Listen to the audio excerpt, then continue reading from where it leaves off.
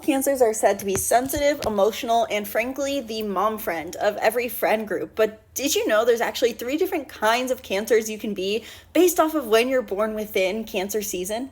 This is because of a concept in astrology called the decans. Let me explain. For example, if you're born in the first 10 days of Cancer season, you are a stereotypical Cancer known as the Decan 1 Cancer with the strongest influence of the moon. These are the nurturing, empathetic, caring souls who really want to deeply connect and protect others.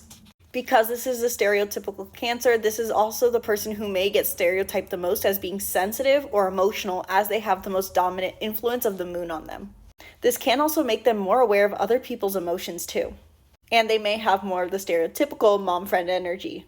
However, if you're born in the middle 10 days of Cancer season, you're a Decan 2 Cancer with an additional influence of Pluto.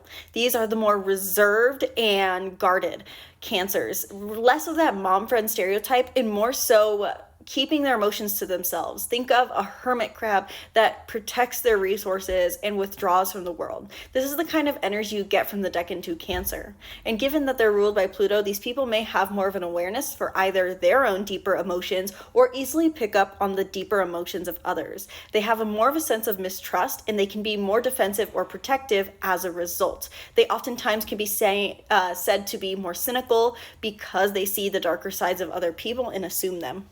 This could also potentially be a Cancer that's more focused on self-development rather than self-nurturance. And finally, if you're born in the last 10 days of Cancer season, you're a Decan 3 Cancer with an additional influence of Neptune, the planet of Pisces. And these are the most dreamy versions of Cancers where they can have high ideals for how the world should nurture every single person. And they, on top of it, may be more imaginative or potentially creative. Those are really the 3 dominant traits we get when we have Neptune's influence. High ideals, which can make them more moral and still protective, but more about changing the model of things, so we could get that trait with this Decan of Cancer.